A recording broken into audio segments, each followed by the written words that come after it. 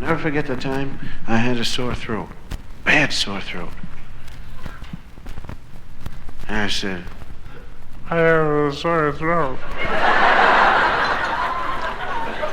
And my mother said, let me feel your forehead. Mothers are always feeling things, you know. Let me feel your head. Let me feel your arm. Doctors do that too. A lot of doctors do that. They're wonderful people. No, I love doctors, but there's only two things I've found fault with. I can find fault with doctors. One, you could have a busted leg. Your leg could be hanging out, and the guy will still want to feel it. You know, let me feel it. Does that hurt? Hey! Yeah, does that hurt? Does that hurt? And they always keep the stethoscope in the freezer.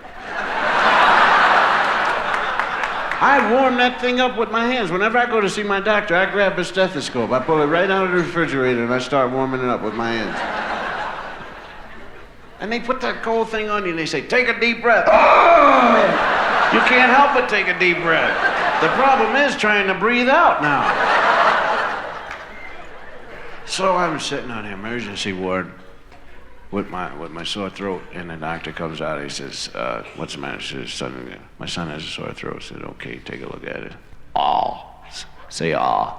Oh.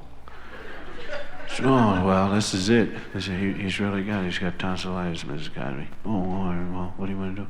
Well, we usually do a tonsillectomy on Wednesday, which is the day after tomorrow. You can leave him here tonight. What are you guys gonna leave who? You're not leaving me nowhere. Can't my mother sleep with me? No, your mother's not gonna sleep with me. Well, somebody's gotta sleep with me. I'm not sleeping nowhere by myself. Well, we're gonna operate on you Wednesday. Operate who?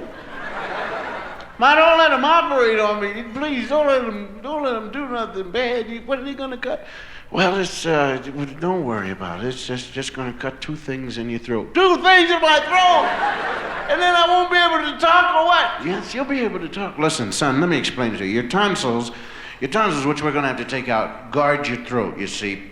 They stand there, there are 2 guards. They have hand grenades, bazookas, and everything. And anything bad that comes into your mouth, they fight it off. See? Well, in your case, your tonsils have lost the war. As a matter of fact, your tonsils have gone as far as to join the other side, you see. And they're gonna kill you if we don't cut them out. Well, they're gonna hurt and everything. No, we're not gonna hurt you. Now, listen, as a matter of fact, listen to me now. When they cut your tonsils out, don't you know, are you ready for the lie? They'll give you all the ice cream in the world you can eat. Is that right? I can have all ice cream in the world I can eat? Yes, I'm not kidding. You don't tell me no fibs now, Mom. No, I'm not kidding you. All the ice cream, say honest to God. Honest to God. Boy, you guys are in trouble. Because I can eat a mess of ice cream, I'm telling you now. One time I ate a whole elephant full of chocolate. Can I have chocolate? You can have chocolate. Oh, boy. Take me wherever I'm supposed to go now. You can cut off my whole neck for some chocolate ice cream, man. So they marched me in, and I turned in my civvies, and they gave me that hospital thing that you put on where the back is open, and you're afraid to, you back away from people, and you bump into the walls, and they're, marble wall, ice cold.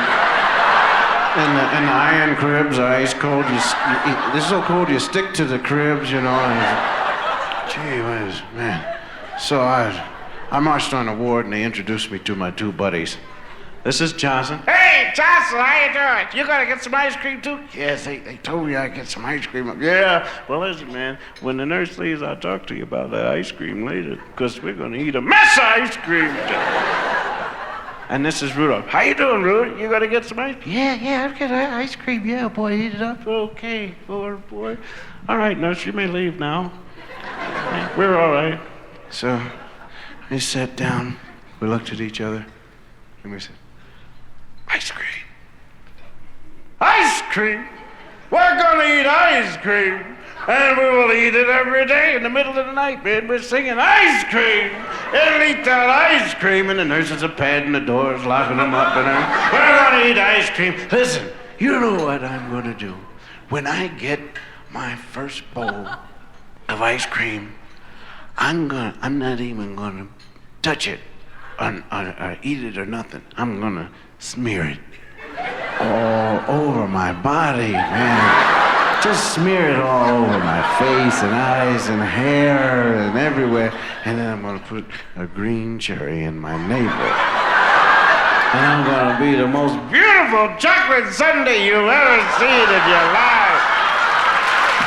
Ice cream. I'm gonna eat ice cream. I'm telling you now, ice cream. Sing along with me now. And the whole day passed, man. Every time the orderly brought by the breakfast cart, man, all right, let's have a breakfast. And we'd eat it up, man. Our stomachs would swell up. We ate so much. You gotta keep eating a lot so your stomach will stretch, man. Lunchtime, bring it in. Eating everything. Make it stretch out. Make it stretch out. Bring in the dinner. And the supper. We ate everything, man. Preparing for the ice cream. Okay, and we didn't even sleep the night of surgery.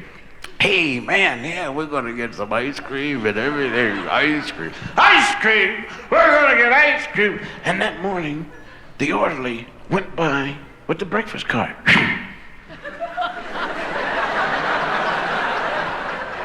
Hey! You, almost a doctor!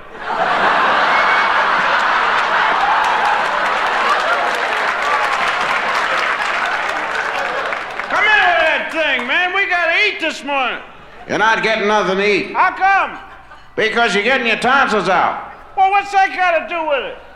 When you get your tonsils out, you can't have any food in your stomach because you throw up. Are you kidding? One time I ate a dead frog. I didn't throw up or nothing, man. Bring that breakfast cart back here. And he went away. In came the nurse with the gurney. You know, the gurney's the thing that they put you on to take you down to surgery. And the wheels on the gurneys are always the same. They always have that wobble like there's a windstorm going on about 6 inches above the ground. That's why a lot of women never make it to the delivery rooms. Baby's out, take her back. Save money, time and space, you know. So she wheeled it in, we all stood up. Ice cream! We're gonna eat ice cream! All right, now it's time to go to surgery. Who's going first? Take me! No, take me! I wanna go. Dude, you gotta get... Listen, C before V and S. You guys hit strawberry vanilla, and I'm C as alphabetically. I go first, you know. No, we're gonna take Johnson, because he was here first. Oh, sure. Okay, Johns, go ahead, man. Get that ice cream. Cut it up, Fred. All right, go ahead, John. Johnson stepped on the gurney. Well, suckers, I guess you know what this means. If they run out of strawberry, vanilla and chocolate are definitely in jeopardy. Okay, Johnson, don't eat it up from us, though. Hey, Johnson, go ahead, babe. And we sat down, man, and we looked at each other. Ice cream? We're gonna eat ice cream.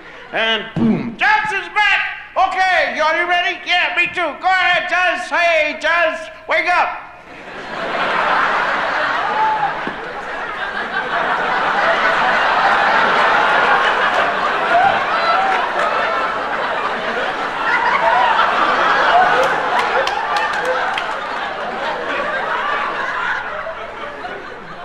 Hey, just how come your eyeballs just keep waving around in the air?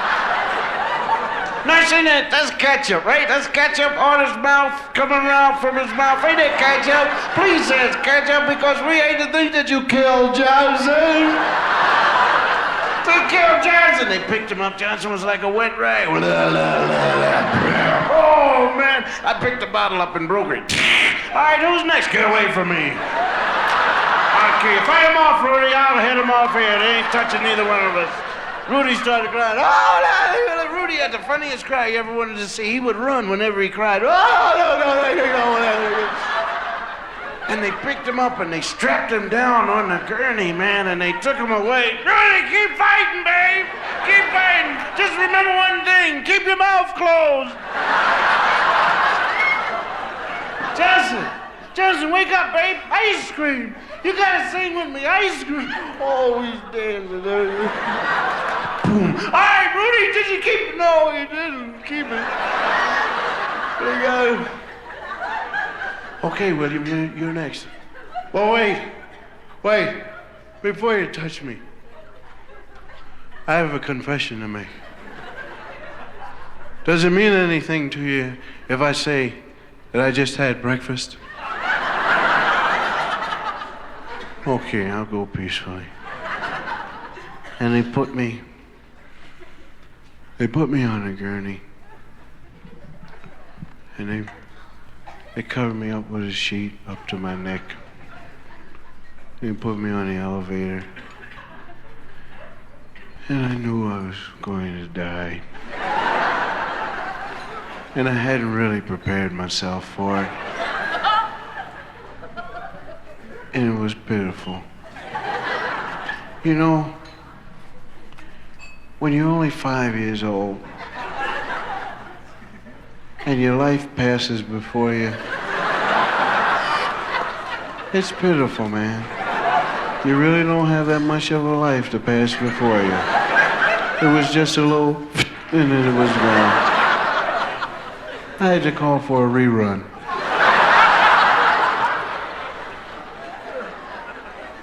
And they brought me into surgery. Doctors and nurses all got their masks on so you can't tell who they are.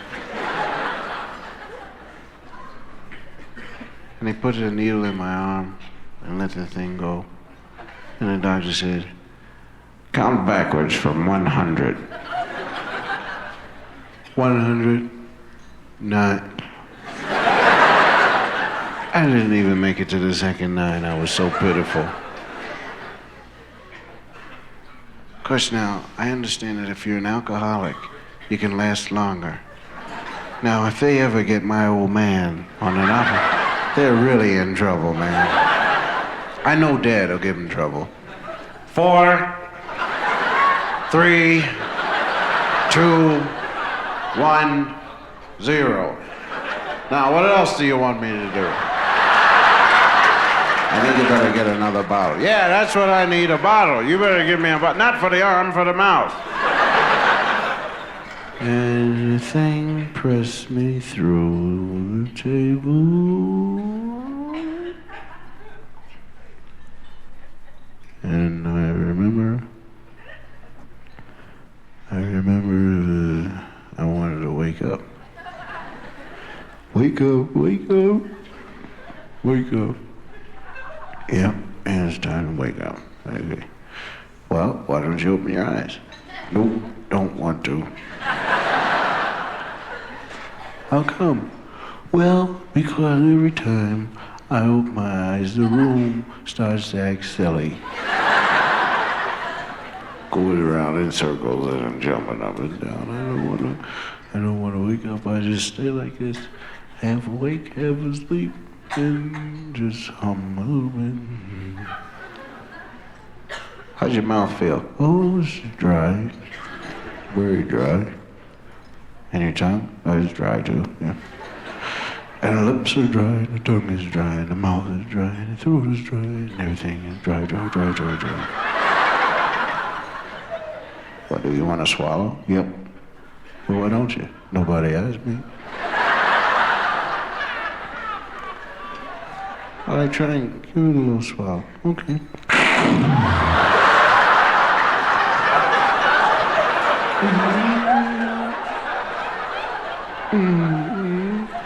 Hello, brain? Yes, this is throat. Yeah, you better get some work done down here. Somebody killed the kid or something.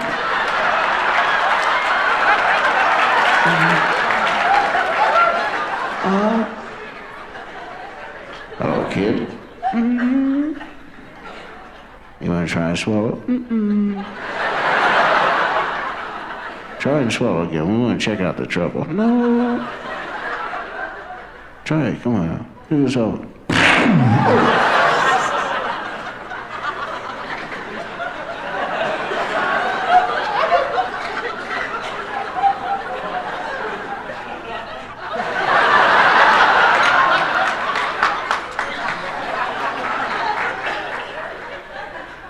Ice cream.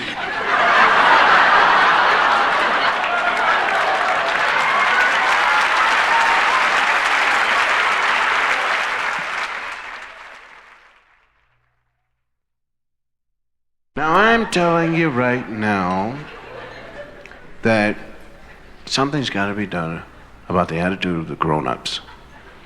Now, I've been doing a lot of research, and I found out that the grown-ups, when I was a child, the grown-ups were trying to murder us and bump us off. No, I have proof. I have definite proof that the grown-ups were trying to get rid of us. For what reason, I'm not sure. It might have been the fact we had no babysitters, and it's very expensive to watch us. I'll proceed to prove my point. First of all, we had a perfectly good playground. Perfectly good playground. It was a field leveled off. They tore down some houses, and we called it our playground. And it was broken glass and rocks and bricks and everything on it. We never lost one kid. Not one kid died. Or not one broken arm, one broken leg, broken anything.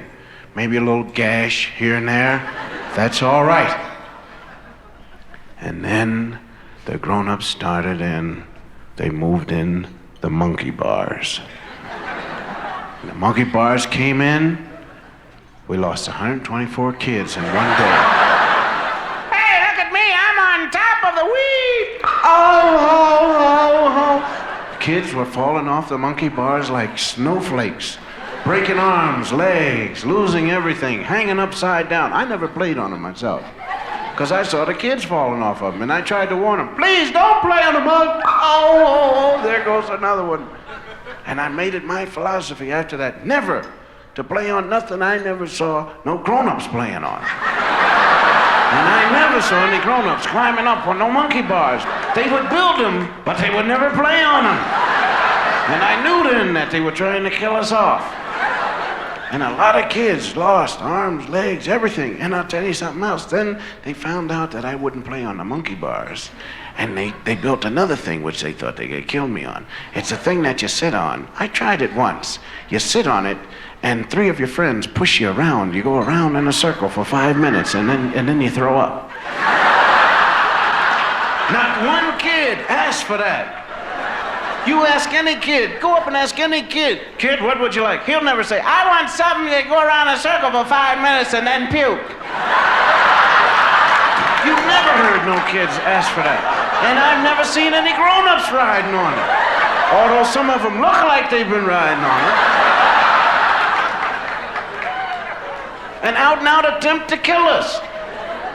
And the last thing that they put up is the seesaw.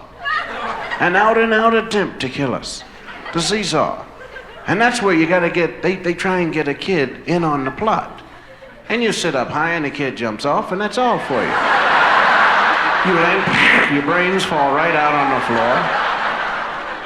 There's a lot of kids never had a chance to have a deep voice because of that seesaw.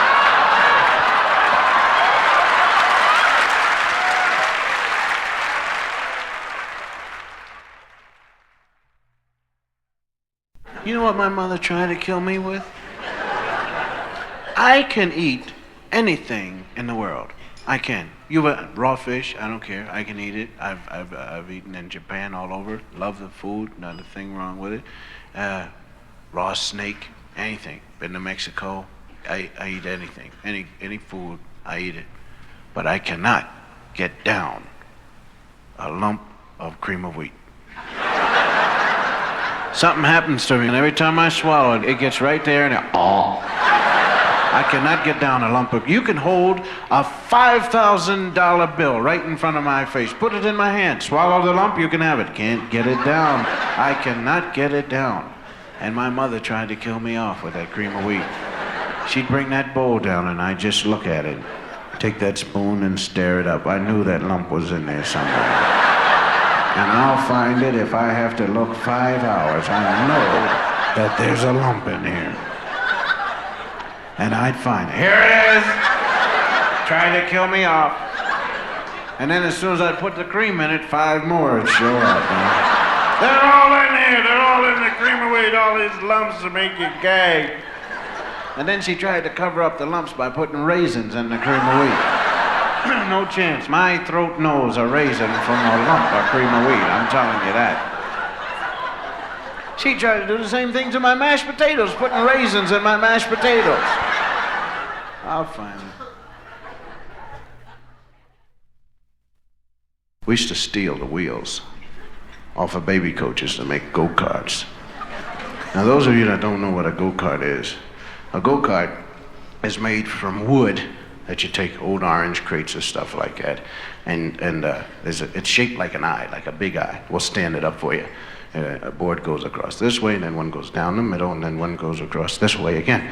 Then you have to make an axis so that you can make a left and a right turn, hammer down rope and everything. So you can make a left and right turn. Then you need wheels. You've got to have baby coach wheels. Got to have them. Nothing else will work.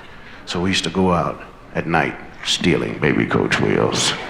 287 baby coach wheels we stole. The odd wheel was because Old Weird Harold had a Continental on the back. And you get in your old go-kart there and just sit in it and just pretend that you were driving all over the country. And you gotta have your own music to ride your go-kart.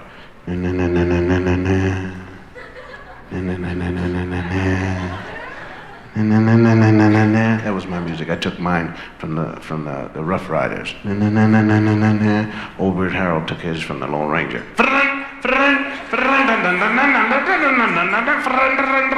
And Crying Charlie took his from the Green Hornet. We had about 3 million kids all racing with their own music.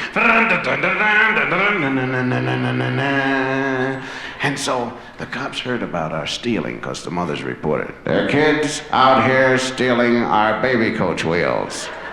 Every morning we put our children into the baby coaches, push them, the coaches don't move. Children look up and say, why me? So we had to hide them. And we waited 2 days for the heat to blow over. And we brought them out Saturday morning, Go-Kart Championship of America. And we're out there, all of us, full force, 300 kids out there. And we're warming up our go-karts at the top of the hill. We had a race on Dead Man's Hill. It was called Dead Man's Hill because it went straight down for about a quarter of a mile, and then it emptied out onto a freeway. Henceforth the name Dead Man's Hill. And we had everything. We had guys that would make pit stops and everything. If your wheel came off, guys would grab it and put it back on it to have a 2-hour pit stop. You know, because it takes a long time to hammer out the nail, straighten it back out, and then put it back in with a rock. You know, you can do it with a nail and a hammer, a real straight one, but you can't do it with a rock. And we had a fireman, little kid, 3 years old, used to follow us running down the hill. Had a cup of water in his hand. Whenever you went bad, he hit you in the face with, you know, and put you out, run back up. He was fast. So now we got the Go-Kart Championship of America, and we're all warming up. I'm warming up my go-kart. I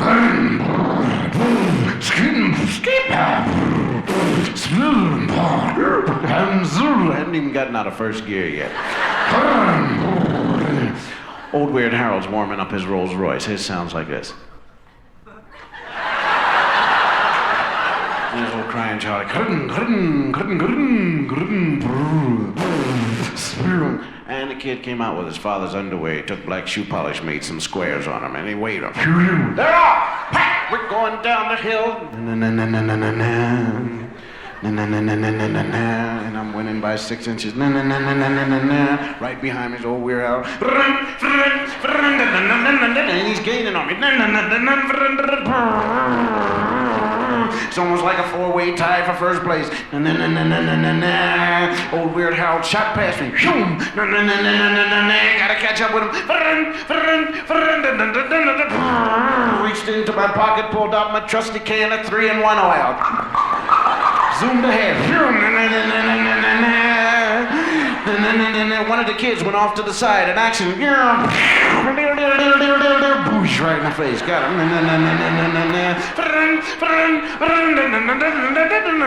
And I look about 20 feet from the bottom of the hill and I see 900 cop cars waiting. I went to my emergency brake, which is a piece of wood. Push it forward, it'll stop you if you're going about 1 mile every 5 weeks. No good. Put my legs down. I gotta stop. The cops are gonna lock us up. No. We smashed up 905 6-year-old kids on the ground crying, oh, no, the cops are beautiful, gonna scare us to death. Pull the guns out. We'll shoot them down right here. Kill all of them, boy. Crying Charlie broke.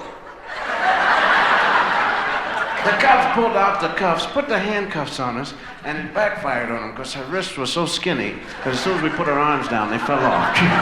Hey, missus, the things fell off of us, but we wasn't trying to run away or nothing. We was just standing right here. Honest, don't shoot us down or nothing, but they fell off of us because the wrists, and so they thigh cuffed us together, and that's the way we went to jail. Ta-dum, ta-dum, ta-dum, ta-dum. Yeah.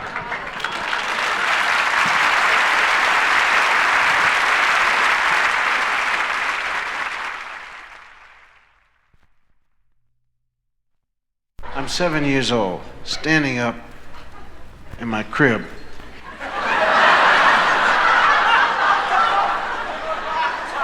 I kept falling out of the crib. I really, they gave me a bed, but I kept falling out of it. And I'm standing up there. My parents are going out, see, and they're just walking back and forth. We live in an apartment building. There's only one bathroom. And there's my bedroom, then my parents' bedroom, and they have to pass by my bedroom in order to get to the bathroom. And if the door's open, I can see them. And I know they're going out because they keep bumping into each other, Boom, boom, get out of the way. Boom, where's my sock? I don't wear them, So, this is before babysitters, when parents did not believe in babysitters at all. The philosophy was, what? Let some stranger look after my kid? I'd just as soon leave him home by himself. So, I'm standing up there. I got my sleepers on. I wore sleepers till I was 12. I love sleepers because I used to put mashed potatoes in the bottom of my sleepers and make my mother feel them. Mom, Phil's a dead rat. She'd faint. My mom would faint for anything, man. I used to get hit in the head with a rock and cover up the blood. She couldn't stand blood for nothing, man. I'd go home, stand right behind her. She's cooking. Mom, look, blood. Why? She'd faint. So I'm standing up in the crib and they both come up, And now the whole thing to them is that they have to scare me to make me stay in the bed, see? They tell you some kind of a lie. That's what the parents used to do. There's a green monster out the door. If you get out of that bed, he'll eat you right up, So, I'm a con man. I really am. I'm a good con man. Boy, I never went to school if I didn't want to.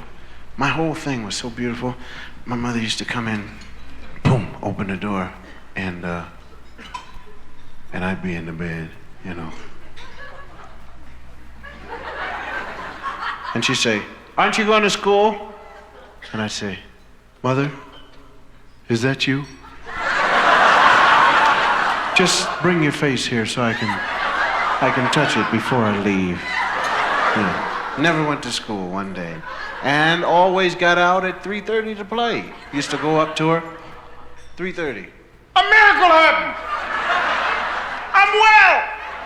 You're not well, get back in the bed. Honest to goodness, Mom, a little angel came right up on my bed, hit me with a wand, playing, said, go out and play. And she had to believe the angel. I knew that. So anyway, I'm standing in my crib. And I said, now don't get out of the crib, please. See, my father, I love my father's approach. It was basic. Stay in the bed. That's all, Stay in the bed, see? I knew how to answer him. I will. And that was it. He'd go, and then I'd jump out of the crib, Papa's beautiful, but mothers, they give you a half out. Stay in the crib because your life is important to this and that. Oh, yes, I've heard that before. But my old man would just come up, stay in the bed. Right, Dad. And he'd leave. He said his piece, So now my mother comes in. I don't get out of the crib. Yes, Mother, I'm tired anyway. I'm going to sleep. The Sandman's beating me to death, and I'm so tired. Pardon me for not seeing you to the door, but I'm just tired. I'm telling you right now, don't get out of that crib. Now, the last time you got out of the crib, you went in and listened to that radio and heard that awful Lights Out program, and it scared you so bad that you smeared Jell-O all over the kitchen floor to make the monster slip if he came at you. And your father went into the kitchen to get a drink of water, slipped and hurt himself. Now, to make sure you don't get out of this crib, we've placed over 100 black poisonous snakes around your crib. And if you so much as put a toe out there, they're gonna bite you, you're gonna swell up and be dead until morning. I don't see no snakes. They're invisible. And she left. Boom. Boy, I'm telling you right now, I'm so sick of this place. I'm gonna run away from home. They're always putting black snakes. Snakes! You get out of here! This is not your room, this is my room, and you just get out of here. I don't care who sent you in here, this is my room. I didn't ask you to come in here, nasty snakes. Snakes, do you hear me talking to you? Huh? Snakes? I gotta go to the bathroom. Come on, have a heart on a guy, will you?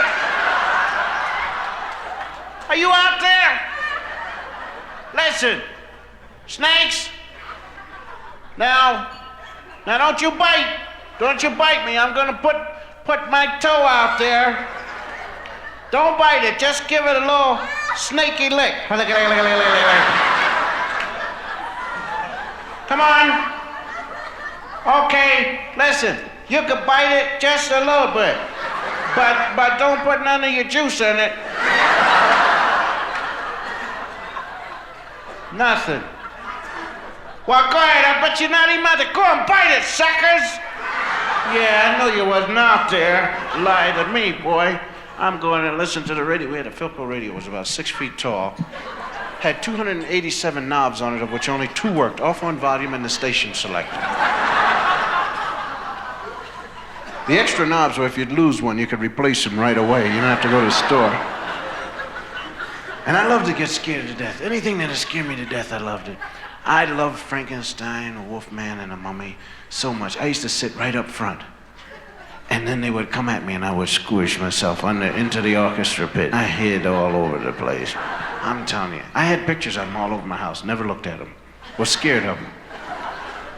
And there were 3 programs that were scary. One was Suspense. That wasn't too scary. That was suspenseful. Then there was Inner Sanctum, where the guy played the organ. Ring. And then he would come in, good evening, and he was so happy to scare you to death. And he opened that door, and then he told you a weird story about his Uncle Harry who had lost his hip bone or something like that. Oh, man. But what really scared me was when he closed the door. At the end, I knew somebody was in the house then. And I started smearing that Jell-O. No monster gonna get near me with that Jell-O on the floor. I've tripped up many a monster with that Jell-O on the floor. Yes, sirree, Bob. And now, got my radio, I turn it on. You gotta wait maybe 8 days. Let it heat up, 8 days.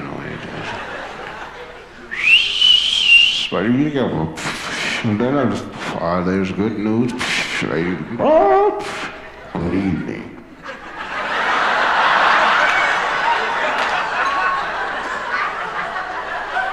That's the guy. Go ahead, scare me to death. I'm ready. Scare me, man. Come on now. And welcome to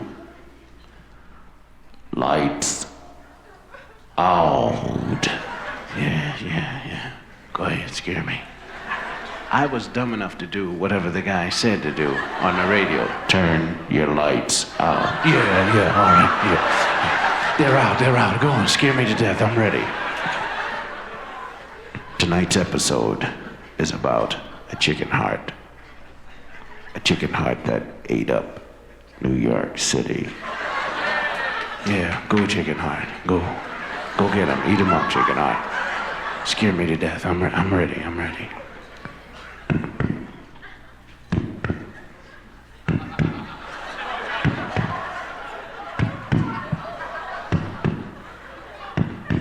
chicken heart was kept alive in a laboratory in a vat. Special solution. Half blood, half sodium salicylate.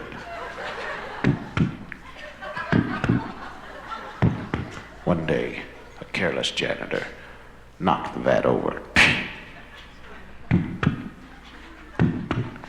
He went to get a rag to clean it up. The chicken heart grew.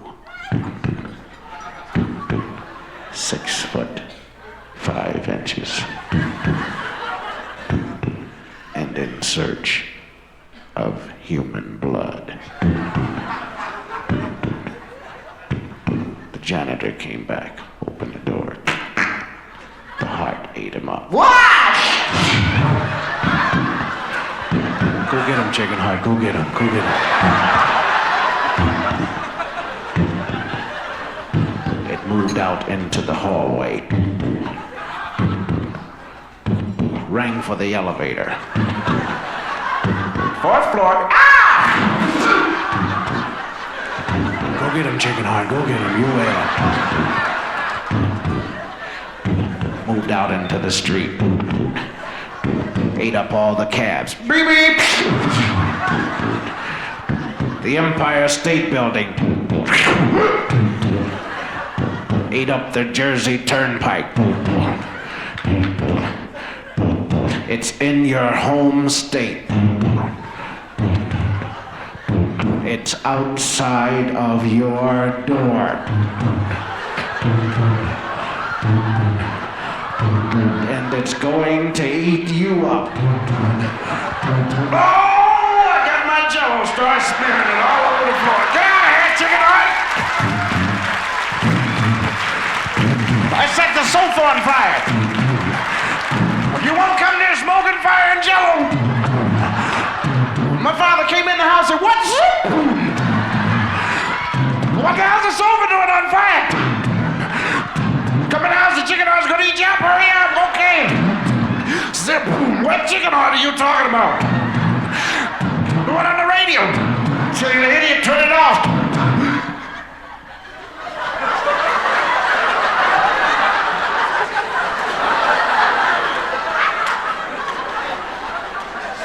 I hadn't thought of that. For 2 years, anybody that passed by our house, my father, whether he knew him or not, would call him in. Hey, come here, I want to show you my dumb kid. Go on, tell him how you burned up $100 sofa and broke your father's arm to save us from that.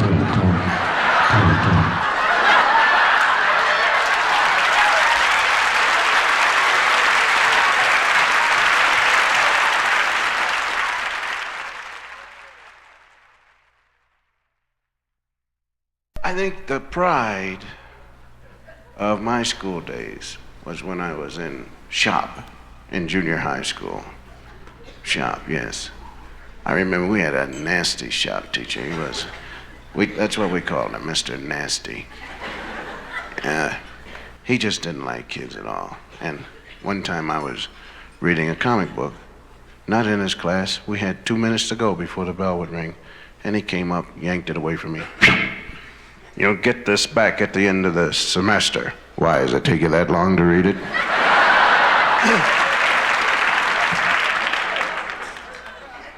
But the proudest thing I remember was shop having an apron. You know the apron they put on you in shop?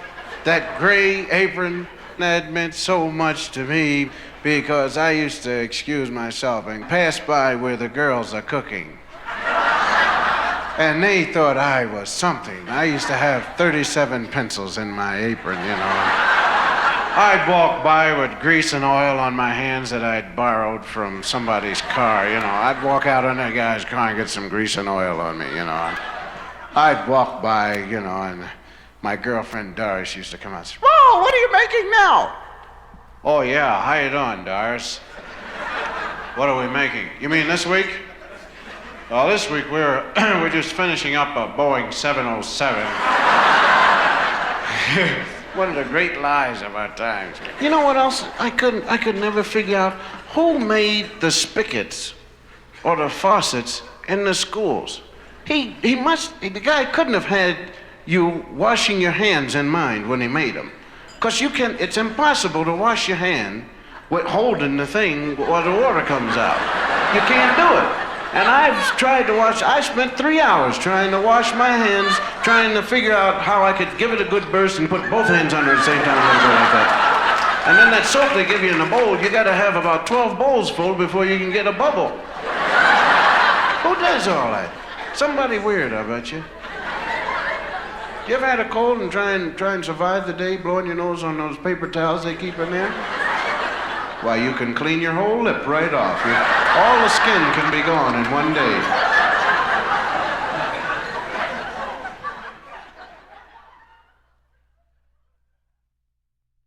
Special class was really weird. Special class, that's where they have all these kids like Mortimer Snerd, you know?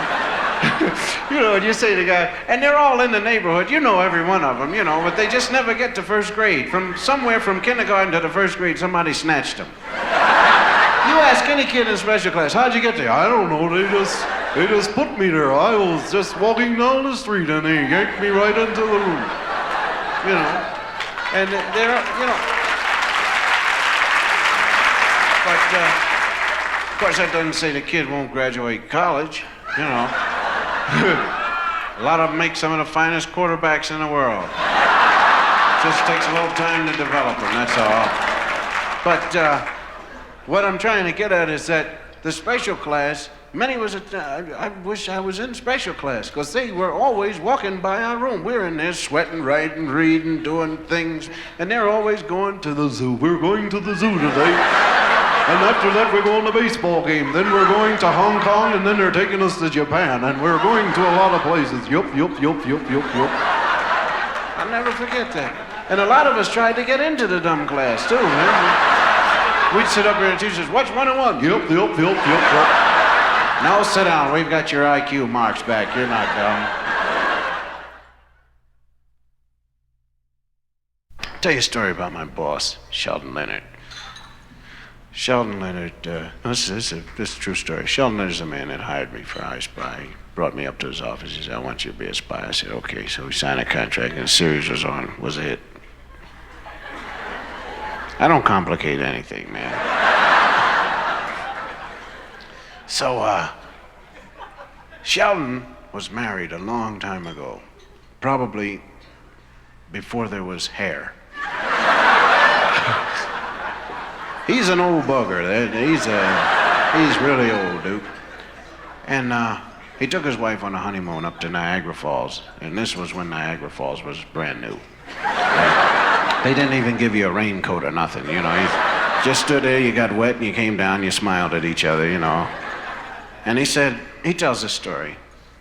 He said, it was very cold that day, but the following morning, the sun came out, and it shone brightly. And the temperature went up to 99. So I said to my bride, why don't we take a little dip in the wonderful lake? And his bride looked at us, yes, Sheldon. Yeah, they talk a lot. I believe we should. And he did. Went forth, put on his bathing suit, his beautiful body, which has since gone bad on him. And he went stepping with his little 4'11" wife. Frankie's beautiful. She's just 4'11", just built like regular little wife. And he went walking, got to the edge of the lake, and it was 99 out. And he said, my dear, I believe I shall take a plunge. That's the way they used to talk in the old days, you know. You had to tell your wife everything you're going to do, you know, even if she was standing there looking at you, you know. My dear, I believe I will walk to this board. Do it. He said, are you with me? She said, yes, Sheldon, I'm with you. And he went up, and he hit the diving board. And he did soar into the air. Up, forming a great swan dive. Yes.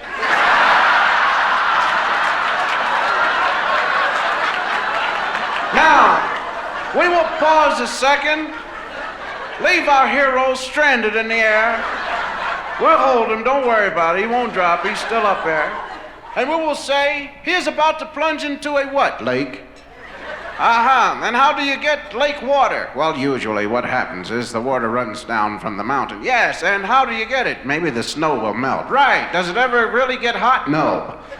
And so he is about to dive into what? 12 degrees.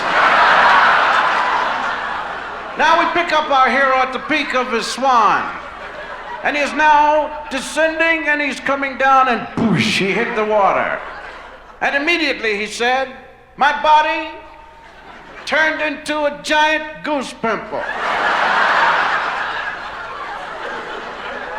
And as I submerged, my eyes would not close because they too wanted to know what had hit them.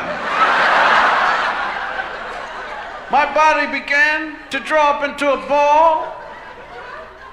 I touched bottom, thank goodness, and pushed up.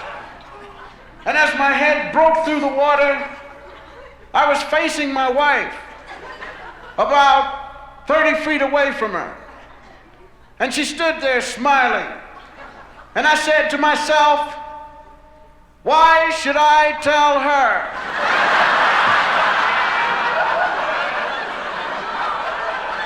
So I gathered every inch, every muscle, and I smiled. And I said to her, come on in, dear. The water's fine. And she hit the board and made a great swan. And when she came down, the tips of her fingers touched the water. And she made one of the greatest hand walks across the lake any man has ever seen. And stood on the other side and yelled great obscenities to me. So that's Sheldon's right.